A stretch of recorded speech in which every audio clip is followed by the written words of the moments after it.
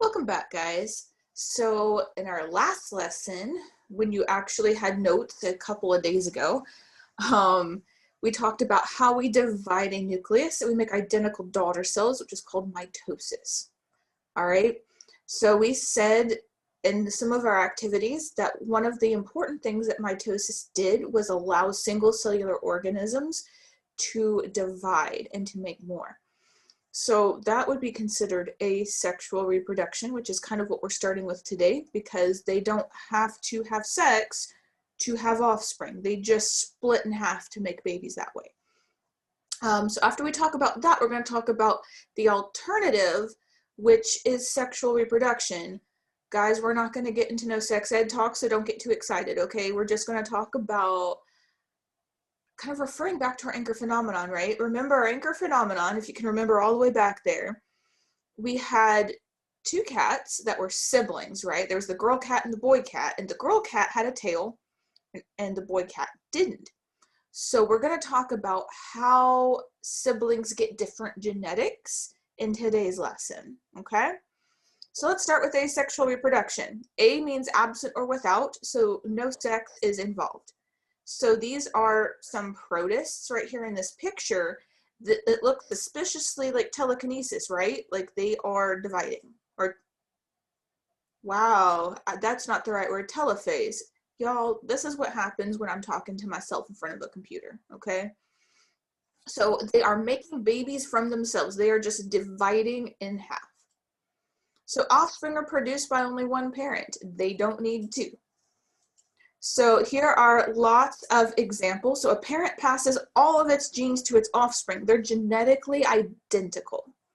So all of these are cases of asexual reproduction. So we have like plants or things that they just make little buds that become a whole nother plant. There are forests in the world that genetically they're the same organism, because it's all offshoots of one tree. But genetically, they're all the same. So this can be efficient, but we're going to learn why it may not be the best idea. Some organisms, though, they get by doing that. All right, so the advantages and disadvantages of asexual reproduction. It's faster. You don't have to find a mate. You just do it. Large numbers of offspring can be produced. So like bacteria, right? They don't have to have sex to make babies. They just split in half over and over and over again. So they can make a lot of them in a little bit of time. And so like we said, the parent doesn't have to find a mate. They can just split in half whenever they need to. So the disadvantages, though, all of them are exactly alike and there's no variation. So if animals did asexual reproduction, you would look exactly like your parent, the one parent that had you. Like you would just be a clone of your dad. And with the cats, from our anchor phenomenon, all of the kittens would look exactly like the mom because they're asexually reproduced. So you think that might be good, but this means that they can't adapt to their environment if there's no variation. So, okay, going back to Unit 1's anchor phenomenon, the coronavirus. The whole reason why people are affected so differently is because of natural variations in our genetics. I am not genetically identical to my brother or my sister, even though we have the same parents. So I might get sick and it affects me differently than my sister or my brother. And that can be a good thing. So that way, if I have a genetic trait that makes it more able for me to survive something, I will live to reproduce, whereas the ones that don't have it will die off. When we get to the evolution unit, I think that's the next one. Don't remember off the top of my head. But we'll talk more about how that happens. Anyway, so sexual reproduction. So if I want to mix things up and I don't want all my babies to be the same, I'm going to have to do sexual reproduction. So that's what's going on in these pictures. We have a sperm and an egg uniting. So you get half of your DNA from the male parent and half from the female parent. So males produce sperm, females produce eggs. Hopefully by this stage in your academic career, you know this already, okay? So the disadvantages of sexual reproduction, you have to find a mate. I can't do sexual reproduction on my own, okay? I don't make babies that way. So fewer offspring get produced and it takes longer. So the advantages is that all the offspring are genetically different from each other. There's a big asterisk there. Obviously, if you're having identical twins, that's not what's going on. A quick aside, because I get asked this every year. What happens with identical twins is one sperm and one egg combine, right? But early on, when the baby's just a ball of cells dividing, something happens and the ball of cells splits apart. And so they keep dividing even though they have the same initial set of DNA. So both twins have the same DNA. It's just that they divided as a ball of cells and made two separate babies. And there's a lot of weird things that can happen with that. That's not really for today's video, but if you have questions about that, feel free to email me. Okay, so sexual reproduction requires sex cells, so that's egg and sperm. And the word fertilization means the union of a sperm and egg. And I don't know why the spacing on that's so weird.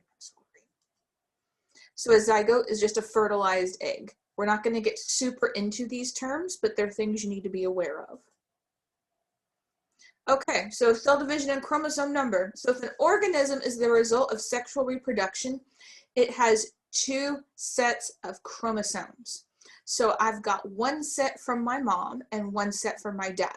So that means I got, say, one gene for hair color from my mom and one from my dad. So these are called homologous chromosomes. Homo means same. Okay, so my chromosome 1 from my mom and the chromosome 1 from my dad, they both do the same job, okay?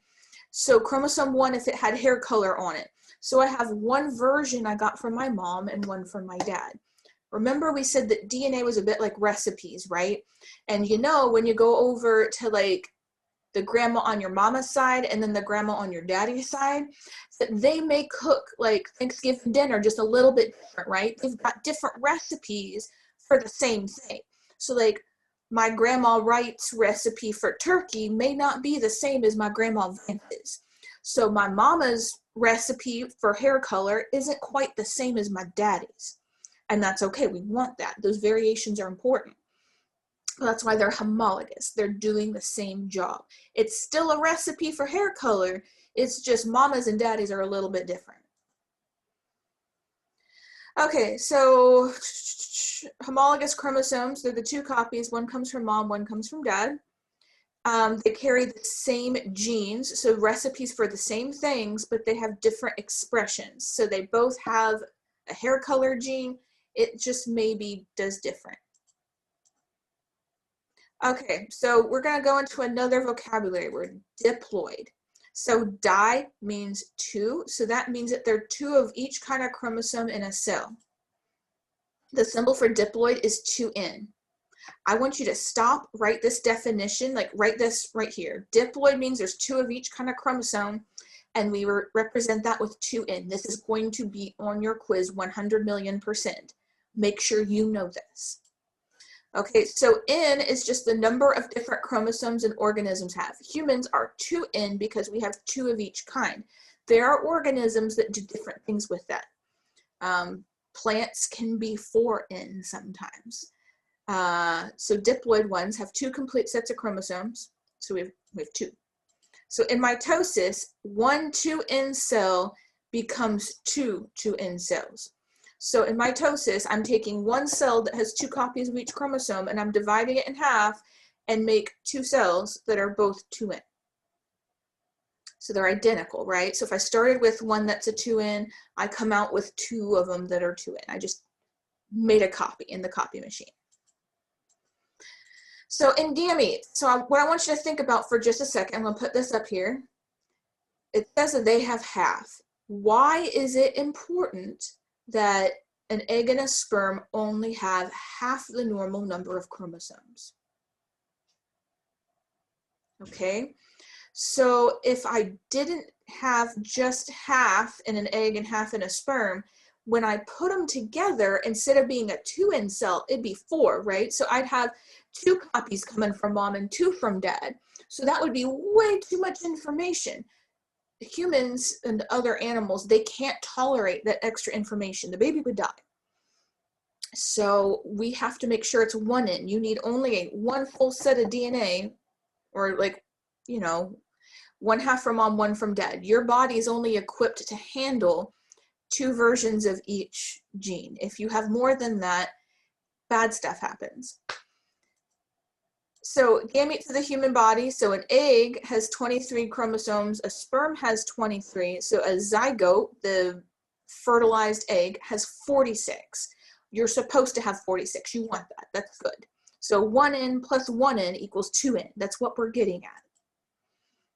So gametes are haploid or 1N because they only have one kind of chromosome. Stop, write that down. Gametes, so the things we make in this process we're about to talk about, are haploid or 1N because they only have one copy of each chromosome. I promise you it's going to be on your quiz. Okay.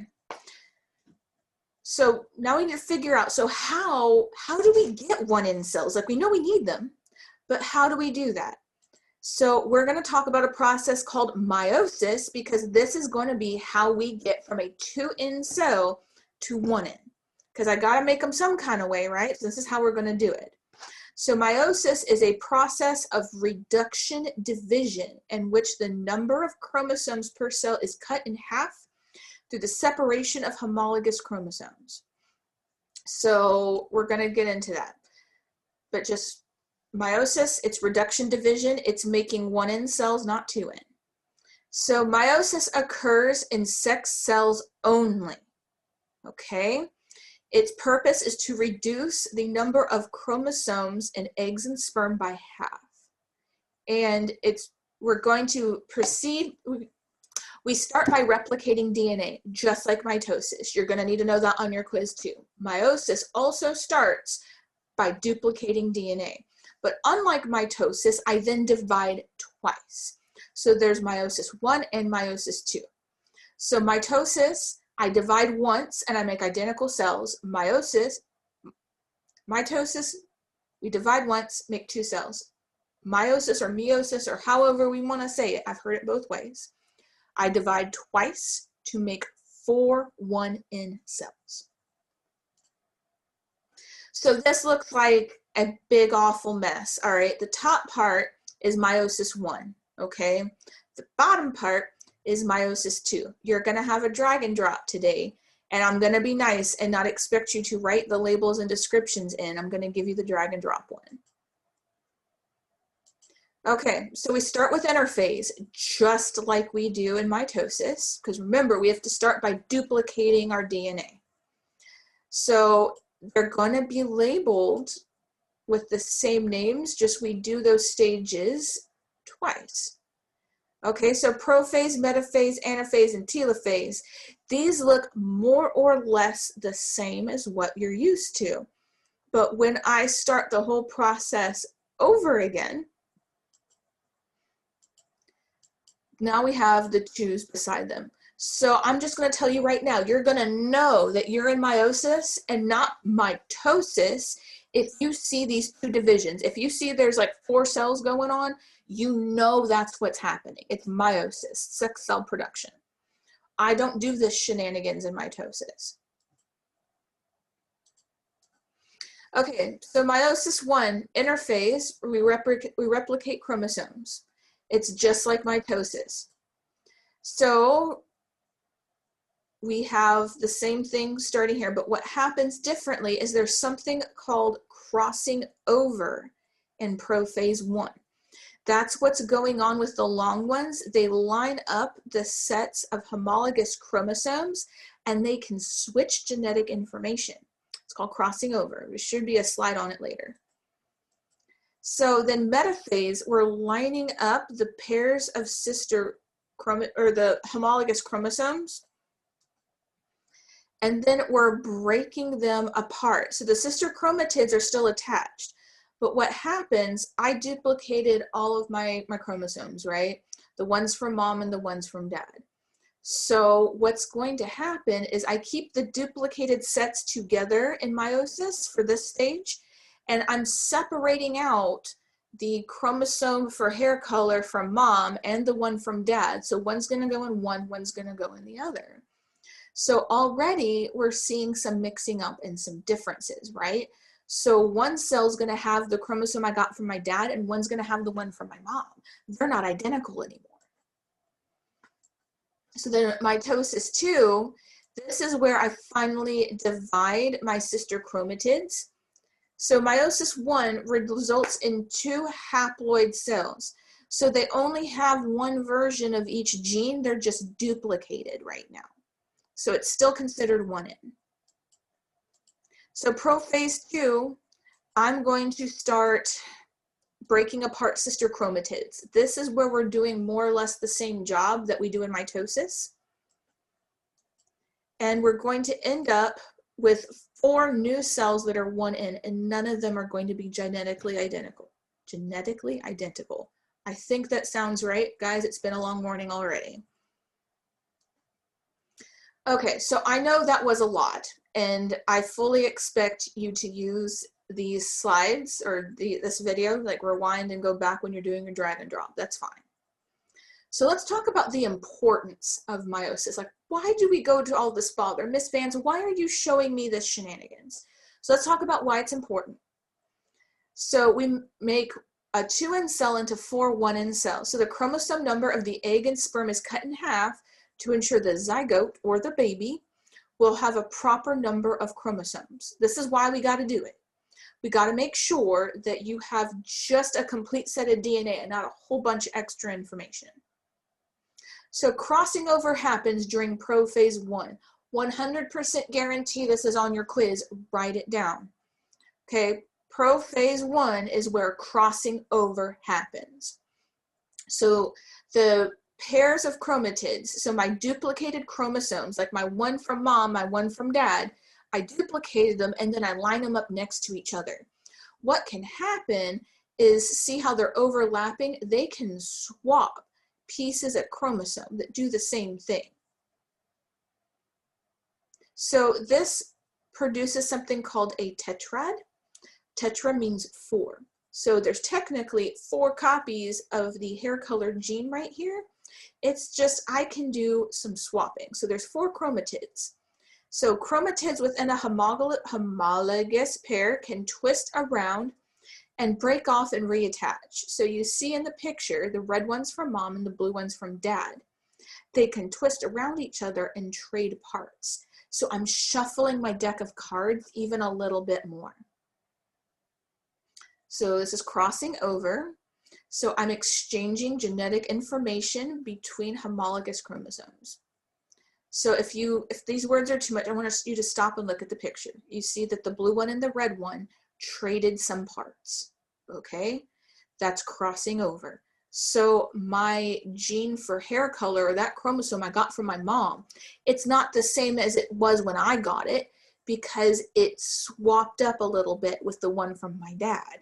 So that makes even further variation in the possible children that I could have. Okay, so the offspring get new combinations of genetic information. So this leads to variations in the offspring. So that's important. Variation leads to adaptation and change. So I can't select for a new trait unless there's a new trait made for me to choose. Evolution only has the options that are available. It can't just randomly make a new neck size. That has to come from somewhere. There has to be natural variation. The giraffe ancestor has to have a little bit longer neck than the others for that to be selected for. So some of these offspring are going to do a better job at being a turtle or at being a horse. And if they're doing a better job, that they're going to live longer and have more babies. They'll survive to pass on these favorable traits. So they're going to pass on these helpful things. So crossing over sometimes makes them less able to survive, so then it will die out.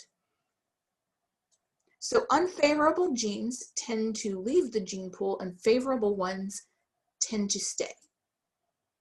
So crossing over leads to evolution. Okay, I want you to write that down. Definitely going to be on the test. So crossing over leads to evolution. If we didn't have crossing over, if we didn't mix it up, evolution would not happen nearly as fast or as often as it does. So this is important. Okay, gamete formation. So meiosis produces 4 haploid cells that are different. In males, that's 4 sperm cells. In females, 4 cells are produced, but only 1 becomes an egg. All of the cytoplasm and all of the organelles are put into that 1 egg cell. The other 3 will never be functional. So it still does all the chromosome division, but because it takes so many more resources, right, to make a baby, the female cells, they put all of their eggs into 1 basket, pretty much is a bad analogy, but they need a lot more stuff to kickstart that baby. So when I do meiosis, I just make 1 functional egg cell, even though there are 4 total cells. It's still meiosis, right? But there's 1 haploid cell with a ton of organelles in it because it's not really equal for egg cells. I probably just confused the heck out of you, and I'm so sorry. All right, so comparison. I would write these slides down because you're going to have to do this on your test. So mitosis occurs in all cells of the body except egg and sperm. So mitosis, everything else is mitosis. Meiosis only occurs in egg and sperm. Okay, so body cells, mitosis, sex cells, meiosis. In meiosis, each diploid cell divides twice to produce 4 cells. So mitosis produces 2 that are diploid. Okay, so in meiosis, each of the 4 cells contains half the number of chromosomes as the parent cell. So it makes haploid cells. In mitosis, each new cell contains the same number of chromosomes as the original. So in mitosis, the homologous, okay, so this tetrad thing and crossing over only happens in meiosis. The mitosis part, that's kind of confusing. The short version is in meiosis, we do crossing over, only in meiosis during prophase 1. Okay, so in meiosis, the 4 haploid cells, they are different. Okay, in mitosis, I make identical copies. In your notes, I'd probably be doing like a little chart or a Venn diagram or something. All right, y'all, we made it. You made it. I know this was difficult. I'm so sorry. Meiosis was hard for me too. So let's look at your drag and drop. Okay, so let's go up here. Okay, so we got these cute little green boxes and orange boxes. So orange boxes are gonna go over here somewhere, and the green boxes go along the top. So we know prophase happens first, right? So same thing, this just has better production value than what I usually make for you. So I left click on prophase 1. I know prophase happens first. So I'm gonna drag that up here. So what happens in prophase 1? Chromosomes gather at the poles. Is that what happens? No. Chromosomes condense and the nuclear envelope breaks down, crossing over happens. I've been saying this all video. When does crossing over happen? Prophase 1. Okay, so that goes here, and the diagrams are already there. You don't gotta mess with that. So I want you to go through and do them on this one, but remember there's a second slide for phase 2 of meiosis. Okay, so it's the same process. We have dark red, so we know that prophase always happens first, right? So prophase 1 goes over here. Okay, and then I gotta look for what happens. A new spindle forms around the chromosome. That sounds like it's probably right. There we go. Okay, see, just normal drag and drop. So you're just gonna get the first 2 slides. I know you can see in the corner there's more. There's just different versions of this activity. Okay, so I want you to make sure that you're getting this done and turned in. And please let me know if you have questions. I know this was hard. If I need to do a shorter breakdown for you one-on-one, just let me know. Good luck, and I'll see you guys in the next video. Take care.